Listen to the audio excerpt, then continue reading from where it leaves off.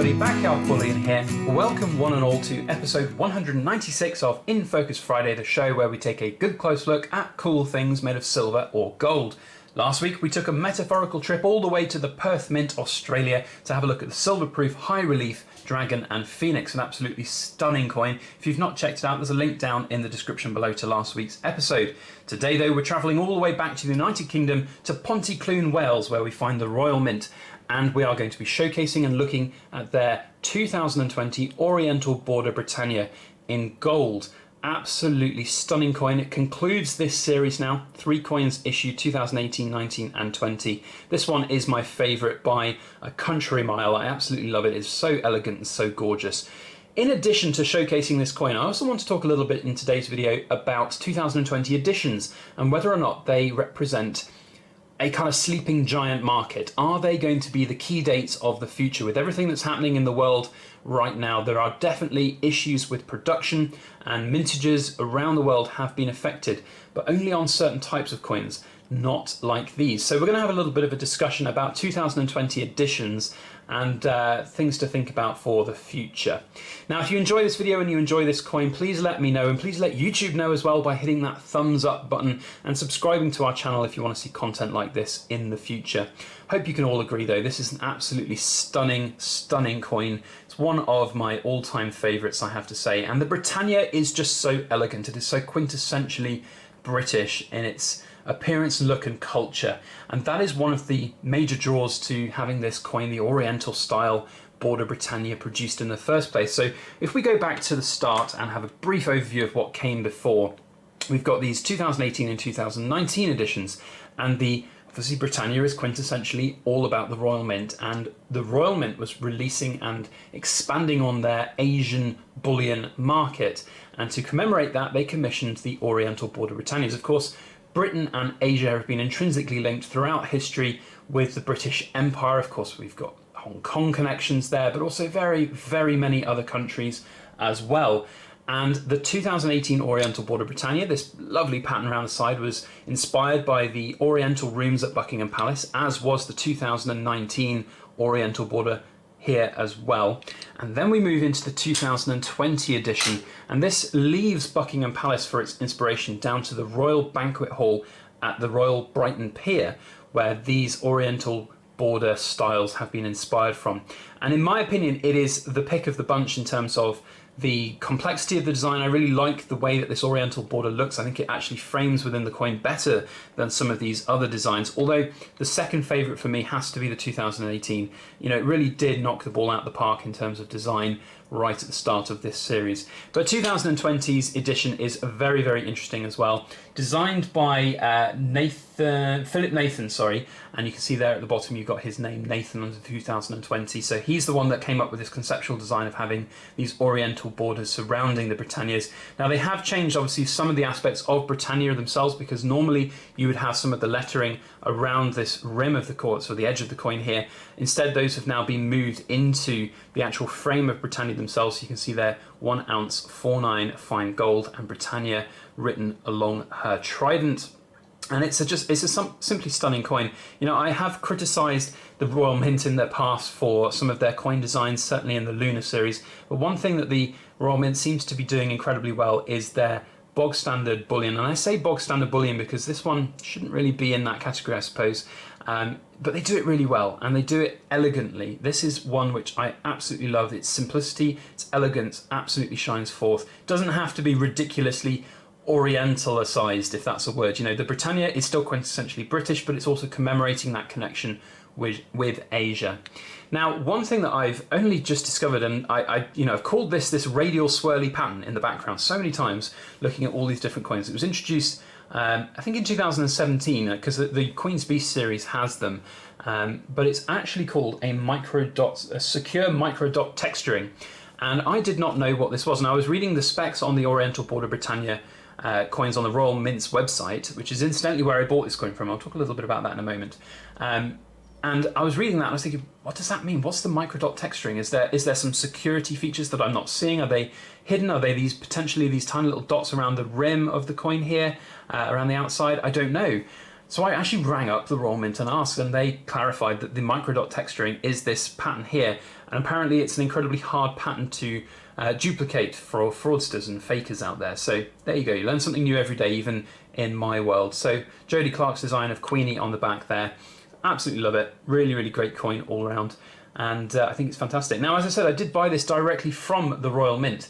These have a mintage of only 5,000, and because of everything that's happening in this world right now, this was not immediately on my radar. But of course, we had the two previous editions, the 2018 and the 2019. And when I read that this was going to be the last in this release of the Oriental Borders, my inner collector in me said, well, okay, you've got to complete the series. You've got to move. If you're going to be buying an ounce of gold, it's got to be within that Oriental border. Surely it has to be. And Mrs. Backyard Bullion agreed as well once we looked at the design. So we went ahead and had a look online, and all of the dealers that we could, normally use, that we've used many times in the past, could not, or did not, I should say, have it in stock. And a couple of them that I rang up said that they were going to not be able to source it directly. However, when I looked at the Royal Mint's website, I noticed that they still had some in stock, and they still do at the time of filming right now. So what is interesting there is that even though they are very, very, very elegant designs with a very popular history, the coins themselves have been very, very well received in the past, they are still available from the Royal Mint, which I think is an interesting thing. And that brings me on to this overarching discussion topic about 2020 editions and whether or not they are sleeping giants for the future. Now, there is no doubt that certain coins will have reduced mintages. However, coins like these Oriental Border Britannias have a specified mintage at their outset. So gold is 5,000, silver is 100,000 for each of these. And that is the same for the 2020 editions. Now, I don't have the 2020 silver edition here at this time.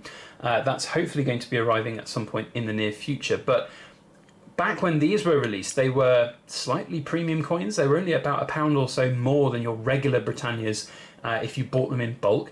So we bought a fair amount of these silver ones as a kind of good buy for the future. But right now, with the way that premiums are and the way that silver price has gone, I'm not so sure that I want to go and buy a large quantity of the silver 2020 editions.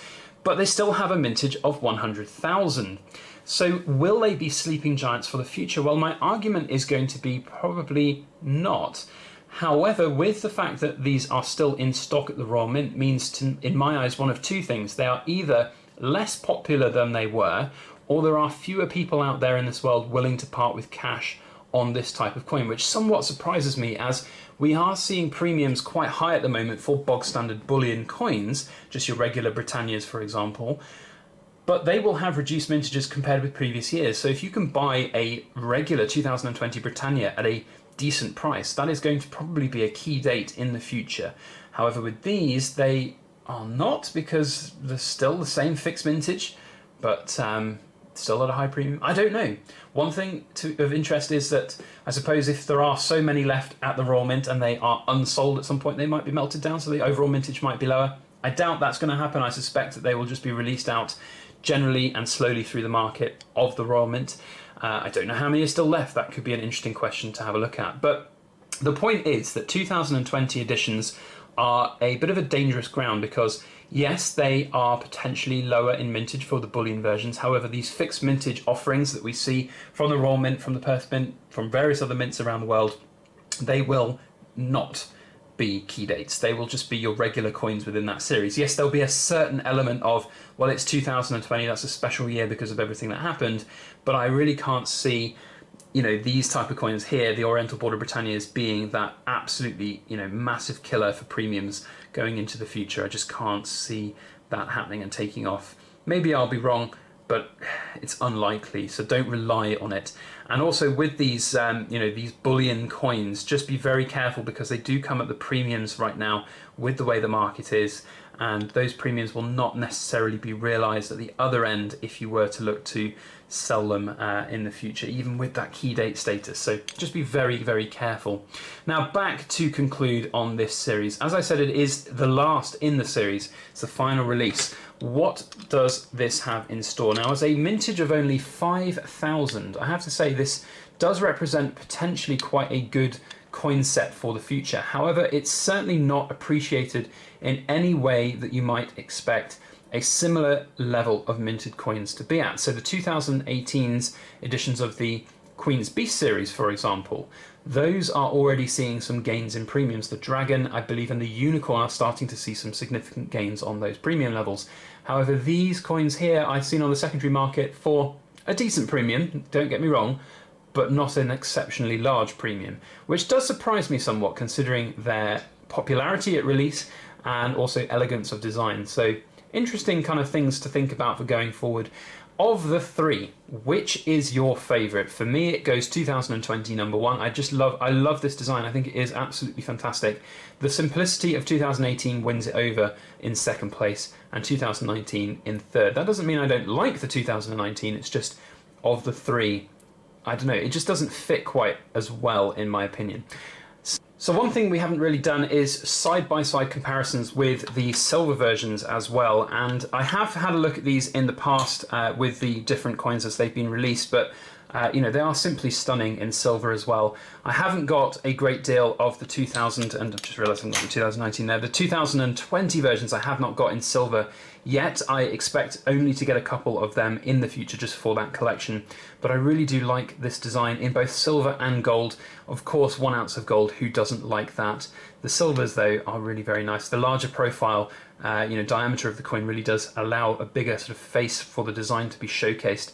But overall, I think they're stunning coins. I like them. I don't envision on parting with them anytime soon. Perhaps in the future, when the premiums are right, we will look to release them and cash out into some regular kind of more liquid bullion gold. But for me right now, I'm just going to enjoy them, and I really think they're cool. So let me know your thoughts down in the description below. It'd be very good to hear what you think about these Oriental Border designs. Let me know your favourite, 2018, 19 or 20. And if you've got them, I'd love to know. If this video has inspired you to go and find them as well, then please let me know too. It's always nice to hear. Otherwise, that is it for today. Thank you all for watching. I hope you have a fantastic week ahead. And as always, please make sure that you like, share, comment, and subscribe for more.